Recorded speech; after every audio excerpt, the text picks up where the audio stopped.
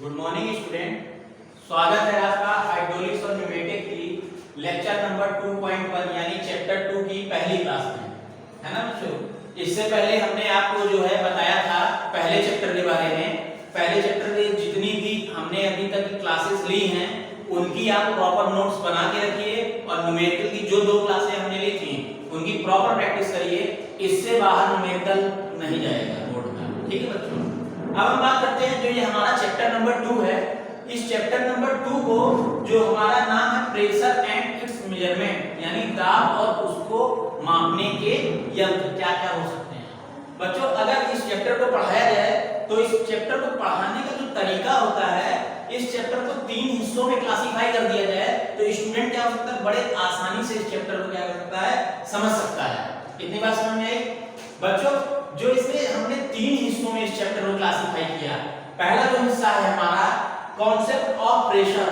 Pressure का concept होता क्या है, जैसे अभी तक किसी ने आपने सुना होगा कि ब्लड प्रेशर का जो मेजरमेंट है वो mmHg में है, ठीक है।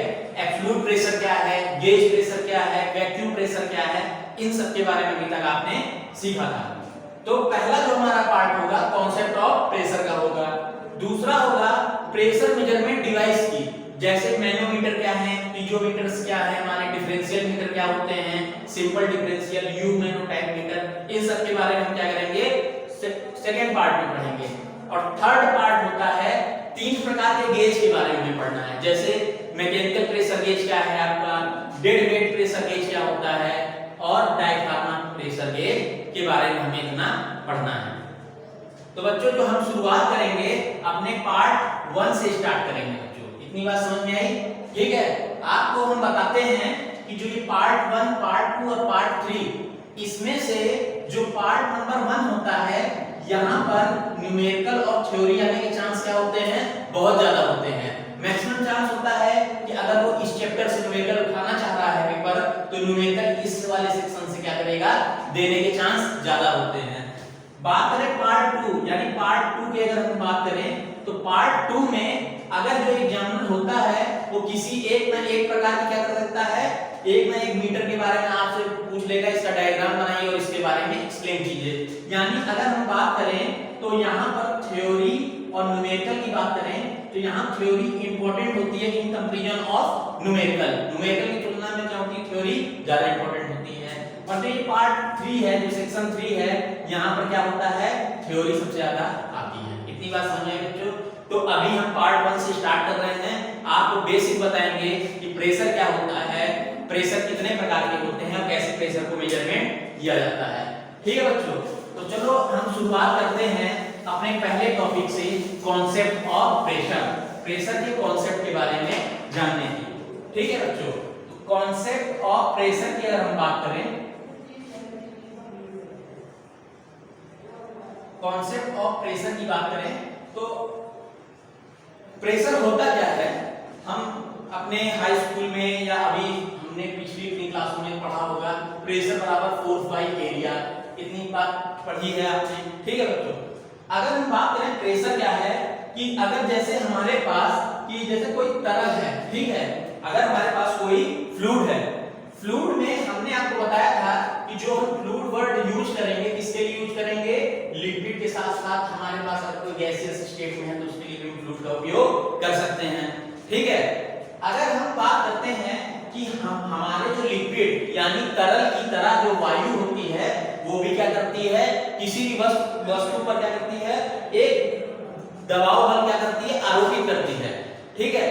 तो वायु के द्वारा, ठीक है, एयर के द्वारा यानी वायु के द्वारा पृथ्वी के एक एकांक क्षेत्रफल पर लगाए गए दबाव बल को क्या कहते हैं हम बच्चों, वायुमंडलीय दाब कहते हैं। इतनी बात समझ में आई।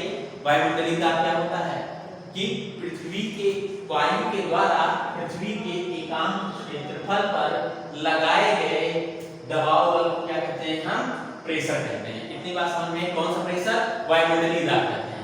इतनी बात समझ में आई। अब बच्चों अगर आपको पता है कि जो वायुमंडलीय दाब होता है हमारा, वो हम जैसे अगर हम पृथ्वी तल से जैसे जैसे हम ऊपर की तरफ जाएं तो क्या होता है, हमारा वायुमंडलीय दाब बढ़ता है कि घटता है। देखो अगर हम जैसे जैसे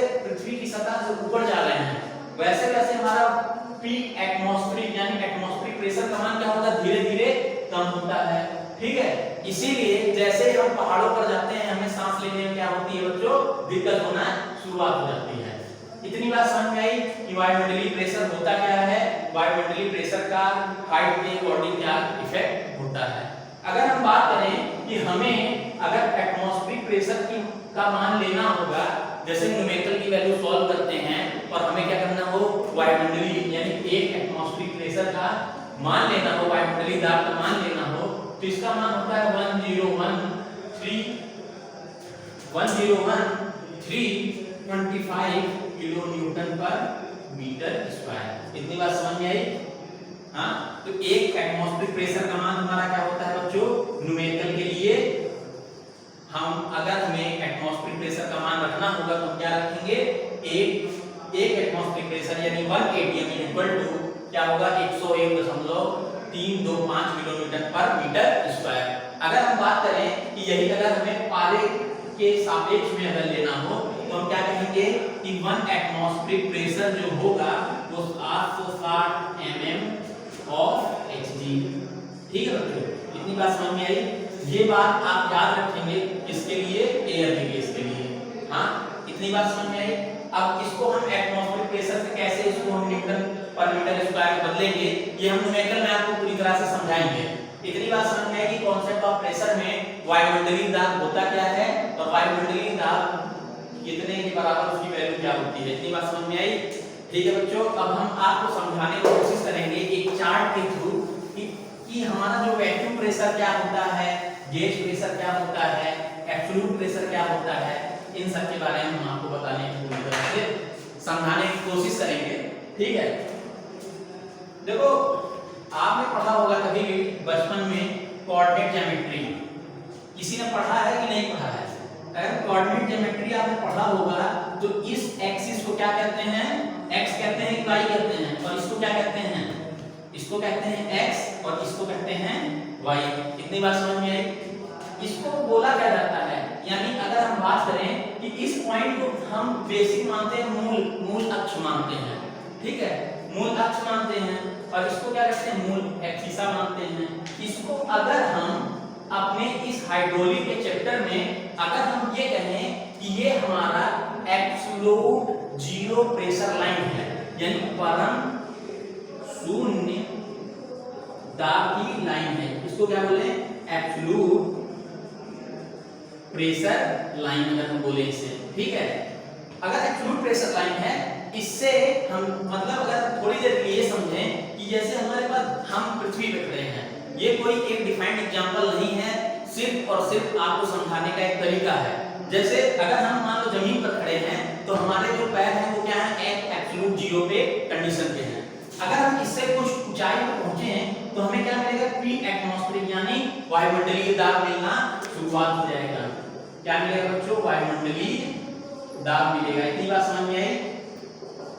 ठीक है, अगर इस वायुमंडलीय दाब के, अगर ये वायुमंडलीय दाब है और ये हमारा क्या है, एब्सोल्यूट जीरो प्रेशर लाइन है, अगर हम बात करें ये जीरो वायुमंडलीय प्रेशर दाब की लाइन और जीरो प्रेशर दाब की लाइन, अगर हमारे पास कोई पॉइंट ए है और एक पॉइंट बी है, इतनी बात समझ में आई बच्चों? अगर हम ये बात करते हैं कि हमारा कि ये पॉइंट ए और पॉइंट ए पर जो प्रेशर होगा इसे पीए कहेंगे और इस पे क्या होगा, पीबी कहेंगे। इतनी बात समझ में आई?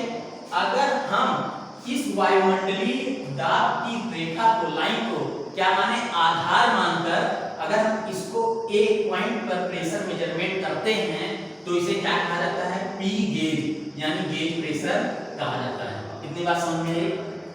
ठीक है, और अगर हम इस पॉइंट पर भी जाएं और नीचे अगर हम मूवमेंट कर रहे हैं तो इसको भी क्या कहेंगे, पी गेज कहेंगे। इतनी बात समझ में आई बच्चों? अब अगर हम ये कोशिश करें कि जो है कि अगर ये हमारा वैल्यू क्या है, इससे नीचे आ रहा है यानी ऋणात्मक होगा, इसका मान ऋणात्मक होगा, इसका मान पॉजिटिव होगा। जो मान धनात्मक होता है और जो मान निगेटिव होता है, निगेटिव प्रेशर गेज प्रेशर को हम क्या कहते हैं, इसे हम वैक्यूम प्रेशर का भी नाम दे सकते हैं या देते हैं। इतनी बात समझ में आई? Vacuum pressure. आज हमने क्या क्या सीखा, गेज प्रेशर, एटमॉस्फेरिक प्रेशर और वैक्यूम प्रेशर के बारे में हमने समझा। और अगर हम इसी पॉइंट ए को अगर एब्सोल्यूट जीरो प्रेशर लाइन से लेते हैं तो इस प्रेशर को पीए को नाम दिया जाएगा पी एब्सोल्यूट, यानी एब्सोल्यूट प्रेशर का नाम दिया जाएगा। तो बच्चों अगर हमारे पास रेफरेंस लाइन एटमॉस्फेरिक प्रेशर है, उससे ऊपर या नीचे प्रेशर को मेजरमेंट कर रहे हैं तो वो गेज प्रेशर है। अगर प्रेशर हमारा धनात्मक है तो गेज प्रेशर धनात्मक है, अगर ऋणात्मक है तो उसे वैक्यूम प्रेशर भी कहा जाएगा।